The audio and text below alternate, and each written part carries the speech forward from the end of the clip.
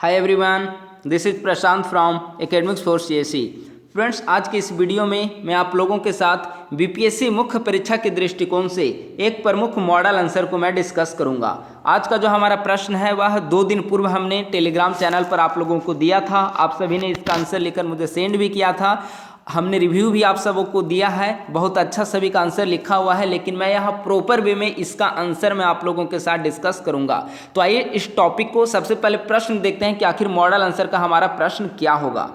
हमारा प्रश्न है, केंद्र राज्य संबंध के संवैधानिक प्रावधानों का वर्णन करें। हाल के दिनों में केंद्र राज्य के मध्य विभिन्न मुद्दों पर टकराव देखने को मिला है। उन कारणों को स्पष्ट करते हुए विवाद को दूर करने के उपाय बताएं। यानी कि प्रश्न 3 भाग में बटा हुआ है। सबसे पहले आपको देना है कि केंद्र राज्य संबंध के संवैधानिक प्रावधान कौन कौन से हैं। ठीक है, तो संवैधानिक प्रावधान सबसे पहले बताना है। उसके बाद आपको बताना है कि हाल ही के दिनों में किस प्रकार से केंद्र राज्य संबंध में टकराव देखने को मिला है, उन टकराव के क्या कारण हैं। तो पहले संवैधानिक प्रावधान, उसके बाद फिर कारण, और तत्पश्चात विवाद को दूर करने के लिए क्या क्या उपाय किए जा सकते हैं और क्या क्या उपाय किए गए हैं, इसका वर्णन आपको करना है। इसके आंसर में आपको लिखना है। लेकिन इससे मॉडल आंसर को मैं शुरू करूं उससे पहले एक इंपॉर्टेंट नोटिस है आप सभी के लिए। अगर अभी तक हमारा टेलीग्राम चैनल को आप लोगों ने ज्वाइन नहीं किया है तो नीचे दिए गए डिस्क्रिप्शन बॉक्स पर लिंक पर क्लिक करके आप टेलीग्राम चैनल को ज्वाइन कर सकते हैं। वहां पर बीपीएससी मेंस के लिए निरंतर मॉडल आंसर डिस्कशन किया जा रहा है। मेंस आंसर राइटिंग प्रोग्राम निःशुल्क चलाया जा रहा है और आप इसमें पार्टिसिपेट कर सकते हैं। तो आइए मॉडल आंसर को शुरू करते हैं। तो प्रश्न के 3 आयाम हैं। 3 आयाम में सबसे पहले हमें बताना है क्या संवैधानिक प्रावधान, उसके बाद बताना है केंद्र राज्य संबंध में जो हालिया विवाद दिखने को मिल रहे हैं उसके क्या क्या कारण हैं, और उसके पश्चात हमें बताना है कि विवाद को दूर करने के क्या क्या उपाय किए जा सकते हैं और क्या क्या उपाय किए गए हैं। तो सबसे पहले प्रश्न का जो सबसे मेन सेक्शन आंसर का होता है वह इंट्रोडक्शन। इंट्रोडक्शन हमने यहाँ पर लिखा है, भारतीय संविधान के अनुसार भारत में संघात्मक शासन व्यवस्था की प्रक्रिया अपनाई गई है। और संघात्मक शासन व्यवस्था का मतलब ही होता है कि केंद्र और राज्यों के मध्य शक्तियों का विभाजन। संघात्मक शासन व्यवस्था के अंतर्गत भारत में केंद्र व राज्यों के मध्य शक्तियों का विभाजन किया गया है, जिसे विधायी शक्ति, प्रशासनिक शक्ति और वित्तीय शक्तियों के संदर्भ में समझा जा सकता है। लेकिन विगत कुछ वर्षों में देखें तो विभिन्न मुद्दों पर केंद्र और राज्यों के मध्य टकराव देखने को मिली है। केंद्र और राज्यों के मध्य इस टकराव को, इस विवाद को सहयोगी और प्रतिस्पर्धात्मक संघवादी अवधारणा से दूर किया जा सकता है। तो इस प्रकार से हमने यहाँ इंट्रोडक्शन में लिखा। इंट्रोडक्शन आपका प्रश्न से संबंधित होना चाहिए और अंदर आप आंसर में क्या क्या लिखने जा रहे हैं इसका 1-2 लाइन में आप यहाँ पर सारांश दे सकते हैं। तो यह था हमारा इंट्रोडक्शन। अब प्रश्न के अनुसार सबसे पहले देखते हैं कि आखिर इसके संवैधानिक आयाम, संवैधानिक प्रावधान कौन कौन से हैं। तो केंद्र राज्य संबंध से संबंधित मुख्यतः 2 भाग हैं, एक है भाग 11 और दूसरा है भाग 12। भाग 11 में 2 अध्याय हैं। अध्याय 1 विधायी संबंध की चर्चा करता है आर्टिकल 245 से लेकर आर्टिकल 255 तक। वहीं अध्याय 2 प्रशासनिक संबंध की चर्चा करता है, प्रशासनिक संबंध का उपबंध करता है आर्टिकल 256 से लेकर 263 तक। वहीं भाग 12 जो है वह वित्तीय संबंध का उपबंध करता है आर्टिकल 264 से लेकर आर्टिकल 293 तक। तो यह है हमारा केंद्र राज्य संबंध, विधायी संबंध, प्रशासनिक संबंध और वित्तीय संबंध के बारे में संवैधानिक प्रावधान। अब देखते हैं कि आखिर इन तीनों संबंधों में किन किन चीज़ों का वर्णन किया गया है, कौन कौन से उपबंध किए गए हैं। तो सबसे पहले है विधायी संबंध। विधायी संबंध का मतलब होता है केंद्र और राज्यों के मध्य विधायी शक्तियों का विभाजन। अब केंद्र और राज्यों के मध्य विधायी शक्तियों को 3 रूपों में बांटा गया है, संघ सूची, राज्य सूची और समवर्ती सूची। संघ सूची में वैसे विषय हैं जो राष्ट्रीय महत्व के विषय हैं, जैसे रेल, डाक, तार, बैंकिंग, विदेश नीति, फॉरेन पॉलिसी, ये सब राष्ट्रीय महत्व के विषय हैं। और अगर कोई विषय राष्ट्रीय महत्व का विषय है तो उस पर कानून बनाने का एकाधिकार संसद को प्रदान किया गया है। यानी संघ सूची के विषय पर कानून कौन बनाएगा? संसद। दूसरा है राज्य सूची। राज्य सूची के अंतर्गत वैसे विषय हैं जो एक राज्य स्तर के विषय हैं, मतलब कि एक लोकल इंटरेस्ट पर आधारित हैं, जैसे एग्रीकल्चर, सिंचाई, कानून व्यवस्था, लॉ एंड ऑर्डर आदि, पुलिस, लॉ एंड ऑर्डर, ये सब आएंगे राज्य सूची में। अब राज्य सूची के विषय जो क्षेत्रीय महत्व के विषय हैं उस पर कानून बनाने का अधिकार राज्य विधानमंडल को प्रदान किया गया है। लेकिन राज्य सूची के कुछ ऐसे भी विषय हैं जिस पर कानून बनाने का अधिकार संसद को प्रदान किया गया है, जिसे निम्न आगे चार्ट के माध्यम से हमने दर्शाया है। अब है समवर्ती सूची। समवर्ती सूची का विषय जो कि जिस पर राज्य और केंद्र दोनों कानून बना सकते हैं, लेकिन अगर एक ही विषय पर दोनों कानून बनाते हैं तो केंद्र द्वारा बनाया गया कानून ही मान्य होगा। और ये भी एक बात है कि अगर राज्य सरकार समवर्ती सूची के किसी विषय पर कानून बना देती है और उस राज्य ने माननीय राष्ट्रपति की सहमति प्राप्त कर ली हो, तो संबंधित राज्य की सीमा के अंतर्गत समवर्ती सूची के विषयों पर उस राज्य के द्वारा बनाया गया कानून भी मान्य होगा। तो यह है समवर्ती सूची। इसके अलावा वैसे विषय जो इन तीनों सूची में वर्णित नहीं हैं, वे अवशिष्ट शक्तियों के रूप में आएंगे और अवशिष्ट शक्तियों पर कानून बनाने का अधिकार संसद को प्रदान किया गया है। आर्टिकल 248 में अवशिष्ट शक्तियों की चर्चा की गई है। तो ये है संघ और राज्य के मध्य विधायी संबंध। अब देखते हैं कि आखिर राज्य सूची के ऐसे कौन कौन से विषय हैं जिस पर कानून बनाने का अधिकार केंद्र को प्रदान किया गया है। ऊपर हमने बताया कि राज्य सूची के विषय पर कानून बनाने का अधिकार राज्य विधानमंडल को प्रदान किया गया है, लेकिन असाधारण स्थिति में इस पर संसद भी कानून बना सकती है, जैसे आर्टिकल 249। आर्टिकल 249 कहता है कि अगर राज्य सूची का कोई विषय राष्ट्रीय महत्व का विषय घोषित कर दिया जाए तो उस विषय पर संसद कानून बनाएगी। आर्टिकल 250 कहता है कि अगर राज्य में आपात उद्घोषणा की जाती है तो ऐसी स्थिति में संसद कानून बनाएगी राज्य सूची के विषयों पर भी। आर्टिकल 252 कहता है कि अगर दो या दो से अधिक राज्यों की विधानमंडल केंद्र से सहमति प्राप्त करे, केंद्र को से रिक्वेस्ट करे कि आप राज्य सूची के विषयों पर भी कानून बनाए, संबंधित विषय पर कानून बनाए, तो ऐसी स्थिति में माननीय संसद के द्वारा राज्य सूची के विषयों पर कानून का निर्माण किया जाएगा। आर्टिकल 253 इसमें अंतर्राष्ट्रीय करारों को प्रभावी बनाने के संबंध में राज्य सूची के विषयों पर भी कानून बनाने का अधिकार संसद को प्रदान किया गया है।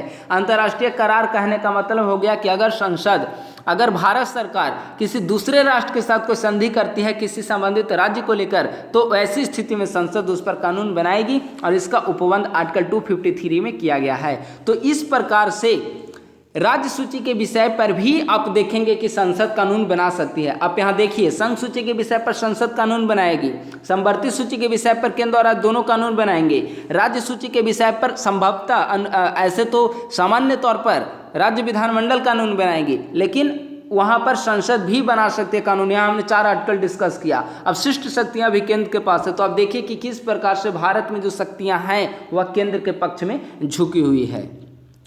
अब विधायी संबंध के बाद देखते हैं प्रशासनिक संबंध। प्रशासनिक संबंध का मतलब हो गया केंद्र और राज्यों के मध्य प्रशासनिक स्थितियां। केंद्र राज्यों पर विभिन्न प्रकार से प्रशासनिक नियंत्रण बनाए रखता है, जैसे अखिल भारतीय सेवा की नियुक्ति, राज्य सरकारों को निर्देश देकर, संघीय कार्यों को राज्य सरकारों को सौंपकर, अंतर्राज्यीय परिषद का गठन कर। इस प्रकार से विभिन्न आप मुद्दों पर देखेंगे, आए दिन आप न्यूज़पेपर में पढ़ते होंगे कि केंद्र सरकार के द्वारा राज्यों को लैंड ऑर्डर बनाए रखने के लिए निर्देश दिया गया है ना, अपनी प्रॉपर्टी को सहेजने के लिए निर्देश दिया गया। तो इस प्रकार से प्रशासनिक नियंत्रण बनाए रखती है केंद्र राज्यों पर। वित्तीय संबंध का मतलब ही हो गया केंद्र जो आर्थिक फिनांस स्थिति है वो। केंद्र और राज्यों के मध्य वित्तीय संबंधों को सुदृढ़ रखने के लिए संविधान के द्वारा करों का स्पष्ट रूप से विभाजन किया गया है, और साथ ही जो कर से जो आय प्राप्त होते हैं उसका विभाजन करने के लिए भारतीय संविधान के आर्टिकल 280 के द्वारा वित्त आयोग के गठन का उपबंध किया गया है। तो इस प्रकार से भारतीय संविधान के द्वारा विधायी शक्ति, प्रशासनिक शक्ति और वित्तीय शक्तियों का उपबंध करके केंद्र और राज्यों के मध्य अधिकार, कर्तव्य और शक्तियों का पूरी तरीके से विभाजन कर दिया गया है, ताकि आने वाले समय में केंद्र और राज्यों के मध्य किसी भी प्रकार का विवाद की स्थिति न रहे। लेकिन इसके बावजूद भी आप देखेंगे कि आए दिन केंद्र और राज्यों के मध्य विभिन्न मामलों को लेकर यहाँ पर टकराव देखने को मिलता है, और विगत वर्षों में यहाँ टकराव में निरंतर वृद्धि देखने को मिली है। तो अब प्रश्न उठता है कि आखिर विगत वर्षों में जो केंद्र और राज्यों के मध्य विवाद के मुद्दे उभरे हैं वे कौन कौन से हैं जिसके कारण दोनों के मध्य टकराव में निरंतर वृद्धि देखने को मिली है। तो सबसे जो प्रमुख वृद्धि का कारण है वह है आपका राज्यपाल का पद, यानी कि गवर्नर। राज्यपाल के पद से संबंधित दो प्रकार के टकराव होते हैं, राज्यपाल की नियुक्ति और राज्यों के कार्यों में अड़चन। आप इस समय आप सबसे हालिया एग्जाम्पल आप देखेंगे, बंगाल का एग्जाम्पल लीजिए। बंगाल में क्या है कि जो राज्यपाल की नियुक्ति की गई है, सबसे पहली बात कि राज्यपाल की नियुक्ति से पूर्व संबंधित राज्य के मुख्यमंत्री से परामर्श नहीं लिया जाता है, और दूसरी बात है कि राज्यपाल प्रायः केंद्र सरकार के द्वारा उसी व्यक्ति को बनाया जाता है जो उस राजनीतिक दल की पृष्ठभूमि से संबंधित होते हैं। अब यह स्वाभाविक है कि अगर एग्जाम्पल से समझें तो वर्तमान समय में केंद्र में भारतीय जनता पार्टी के नेतृत्व वाली एनडीए की सरकार है। अगर भारतीय जनता पार्टी का कोई राजनीतिक कार्यकर्ता या कोई दलीय हित से जुड़ा हुआ व्यक्ति किसी भी राज्य में गवर्नर बनाया जाता है और वहां पर विपक्षी दलों की सरकार है, तो किस प्रकार वहां अड़चन पैदा करेगा, आप इसी बात से समझ सकते हैं। उदाहरण के लिए हमने यहाँ बंगाल बताया, बंगाल के जो अभी गवर्नर हैं वो निस्संदेह बीजेपी की बैकग्राउंड से जुड़े हुए हैं और वहां पर विपक्षी दल टीएमसी की सरकार है। तो अब स्वाभाविक है कि दोनों में विचारधारा का टकराव उत्पन्न होगा और राज्य सरकार के कार्यों में राज्यपाल के द्वारा अड़चन पैदा किया जाएगा और वहां पर राज्य को अस्थिर करने का कार्य किया जाएगा, जो कि आए दिन बंगाल में हम लोगों को सुनने को मिल रहा है। तो यह राज्यपाल का पद विवाद का काफी ज्यादा मुद्दा बन गया है। राज्यपाल की नियुक्ति राजनीतिक पृष्ठभूमि से जुड़े हुए व्यक्ति की जाती है और हमेशा राज्यपाल के द्वारा विभिन्न कार्यों में अड़चन पैदा किए जाते हैं। इसका एक और उदाहरण हम लोग देख सकते हैं, दिल्ली में अभी उपराज्यपाल ने दिल्ली सरकार की एक योजना थी घर घर राशन योजना, उस पर सहमति देने से इनकार कर दिया और इस सरकार की जो सबसे महत्वाकांक्षी योजना थी घर घर राशन योजना, यानी कि प्रत्येक व्यक्ति को घर पर वहां पर राशन उपलब्ध कराई जाएगी, तो इस पर राज्यपाल के द्वारा अड़चन पैदा करके राज्य सरकार के कार्यों में अस्थिरता लाने का कार्य किया जा रहा है। तो राज्यपाल का पद एक हालिया समय में विवाद का मुद्दा बना हुआ है। इसके अलावा आर्टिकल 356 का प्रयोग, आर्टिकल 356 का प्रयोग यानी कि अगर किसी भी राज्य में संवैधानिक मशीनरी फेल हो जाती है तो वहाँ पर आर्टिकल 356 के जरिए उस राज्य में राष्ट्रपति शासन की सिफारिश की जा सकती है। तो ऐसी स्थिति में आप देखिए आर्टिकल 356 का कई बार विपक्षी दलों की सरकारों को गिराने के लिए इसका प्रयोग किया जा चुका है और इसीलिए वर्तमान समय में यह विवाद का मुद्दा बना हुआ है। जीएसटी के पश्चात राज्यों को आर्थिक क्षति, जीएसटी 1 जुलाई 2017 ईस्वी से लागू हुआ है संपूर्ण भारत में और जीएसटी के बाद कई राज्यों को आप देखेंगे बड़ी संख्या में उन्हें आर्थिक क्षति का सामना करना पड़ा है और इसीलिए निरंतर पंजाब जैसे राज्य सरकारों के द्वारा यह मांग की गई है कि हमें आर्थिक क्षति की जल्द से जल्द भरपाई की जानी चाहिए। तो इसके कारण भी अब विवाद की स्थिति बनी हुई है। सबसे हालिया विवाद कोविड-19 और टीके के बंटवारे से संबंधित है कि विभिन्न राज्यों के द्वारा यह आरोप लगाया गया केंद्र सरकार के पास, केंद्र सरकार के कारण कि केंद्र सरकार के द्वारा उन राज्यों को अधिक टीके सप्लाई किए गए हैं जहां पर भाजपा की सरकार है और उन राज्यों को कम टीके सप्लाई किए गए जहां पर विपक्षी दलों की सरकार है। ज़्यादातर यह मामला महाराष्ट्र सरकार ने, महाराष्ट्र के द्वारा राजस्थान, पंजाब, इन सब राज्यों ने इस मामले को उठाया जहां पर विपक्षी दलों की सरकार है। इनका कहना है कि केंद्र सरकार के द्वारा जानबूझकर विपक्षी दलों की सरकारों वाले राज्यों में कम टीके का बंटवारा किया जा रहा है, कम टीके सप्लाई किए जा रहे हैं और उन टीकों को ज़्यादा सप्लाई किए जा रहे हैं जहां पर अपनी दल से संबंधित सरकारें हैं, जबकि वहां पर एक्टिव जो पेशेंट थे उनकी संख्या भी कम थी। तो ऐसे हमेशा आरोप लगाए गए हैं। इसके कारण टीके को बंटवारे को लेकर आप देखेंगे कि केंद्र और राज्य के मध्य काफ़ी ज़्यादा टकराव बढ़ गए थे कुछ दिनों पूर्व। राज्यों की सहमति के बिना संपूर्ण देश में लॉकडाउन लगाना, यह एक सबसे बड़ा विवाद का कारण था, क्योंकि लॉकडाउन के दौरान आपने देखा होगा कि कई राज्यों में कई सारे जो प्रवासी मजदूर थे वो वापस अपने घर की तरफ वापस जा रहे थे। इसके कारण कई राज्यों ने इसके लिए केंद्र सरकार को जिम्मेदार ठहराया कि आपने बिना कुछ सोचे समझे संपूर्ण देश में लॉकडाउन लगाया, बिना राज्यों की सहमति से, बिना राज्यों के परामर्श से लगाया, जो कि एक केंद्र संबंध में घातक जो प्रवृत्ति उभर रही है उसको दर्शा रहा है। केंद्रीय योजनाओं का राज्यों में क्रियान्वयन, कई सारे ऐसे राज्य हैं जो केंद्र सरकार के द्वारा जो योजनाएं बनाई जाती हैं उनका दलीय आधार पर वे आलोचना करने में लगे रहते हैं। दिल्ली सरकार के द्वारा आयुष्मान भारत का क्रियान्वयन न किया जाना, बंगाल सरकार के द्वारा आयुष्मान भारत योजना का क्रियान्वयन न किया जाना, यह दर्शाता है कि केंद्रीय योजनाओं के क्रियान्वयन में राज्यों की कभी कभी संकीर्ण अवधारणा भी देखने को मिलती है। वे दलीय आधार पर भी इसका विरोध करते हैं, चाहे वह पब्लिक इंटरेस्ट में ही क्यों ना हो। तो इस प्रकार से केंद्रीय योजनाओं के क्रियान्वयन के मामले में भी केंद्र और राज्यों के मध्य अड़चन देखने देखने को मिलती है। एक सबसे प्रमुख एक हालिया विवाद रहा है 15वें वित्त आयोग के संदर्भ में टर्म ऑफ रेफरेंस को लेकर। टर्म ऑफ रेफरेंस जो संक्षेप में मैं अगर यहाँ चर्चा कर दूं कि पहले क्या था कि वित्त को जब बंटवारा किसी राज्य के मध्य में किया जाता था तो 1971 ईस्वी की जो जनगणना थी 1971 ईस्वी की जनसंख्या को आधार बनाया जाता था, लेकिन अब इसके माध्यम से 2011 की जनसंख्या को आधार बनाया गया। कई सारे साउथ के जो कंट्रीज हैं, केरला जैसे कंट्रीज हैं, उनका कहना है कि 1971 की तुलना में 2011 तक आते आते हमने पॉपुलेशन पर काफ़ी ज़्यादा कंट्रोल पाई है और जो एक जनसंख्या नीति है उसे हमने काफ़ी ज़्यादा स्थिर बनाए रखा है, जनसंख्या वृद्धि को स्थिर बनाए रखा है। इसीलिए अब चूंकि ये जो वित्त का वितरण का जो आधार 1971 से 1971 को बदलकर 2011 का जनगणना कर दिया गया। इसका मतलब पहले वहाँ पर ज़्यादा जनसंख्या थी तो ज़्यादा वित्त दिए जाते थे। 2011 की जनगणना केरल जैसे राज्यों में जनसंख्या वहाँ पर कम गई तो अब वहाँ पर कम वित्त उन्हें आवंटित किए जाएंगे। तो इसीलिए साउथ इंडिया के कई सारे कंट्रीज के द्वारा इसका विरोध किया जा रहा है कि हमने देश को तरक्की करने में योगदान दिया है जनसंख्या वृद्धि को कम करके, इसीलिए हमें जनसंख्या का जो आधार वर्ष उसे बदलना नहीं चाहिए और हमें कम वित्त प्रोवाइड नहीं किया जाना चाहिए, बल्कि हमें पारितोषिक के तौर पर हमें और ज़्यादा वित्त सप्लाई किए जाने चाहिए ताकि जनसंख्या वृद्धि जैसे प्रमुख कारणों को हमने कंट्रोल किया है।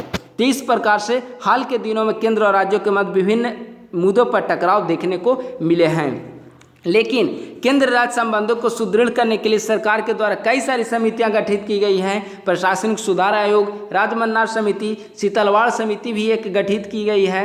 सीतलवाड़ समिति, आनंदपुर साहिब प्रस्ताव, सरकारी आयोग, मदन मोहन पुंछी आयोग, ये सब इनमें प्रमुख है। अगर केंद्र संबंध को के जो सुदृढ़ संबंध को बनाए रखने के लिए जो प्रमुख उपाय किए जाने चाहिए उसे कुछ पॉइंट्स के संदर्भ में यहाँ पर मैं इंगित करना चाहूँगा।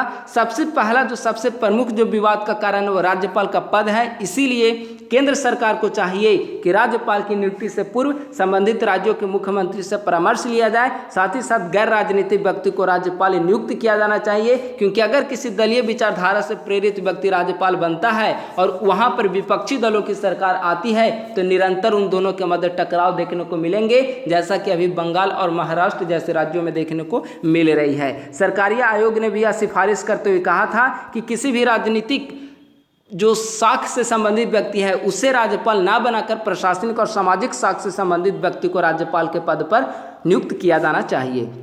दूसरा, संवर्ती सूची के विषयों पर कानून बनाने से पूर्व राज्यों से परामर्श किया जाना चाहिए। निस्संदेह संवर्ती सूची के विषय पर केंद्र और राज्य दोनों कानून बना सकते हैं, लेकिन एक ही विषय पर अगर दोनों कानून बनाते हैं गतिरोध उत्पन्न होता है तो केंद्र द्वारा बनाया गया कानून मान्य होगा। इसीलिए जब भी केंद्र सरकार संबंधित संवर्ती सूची के विषय पर कानून बनाए तो राज्यों से उसे परामर्श करनी चाहिए कि इस पर क्या कानून की रूपरेखा होनी चाहिए ताकि विवाद की स्थिति उत्पन्न न हो।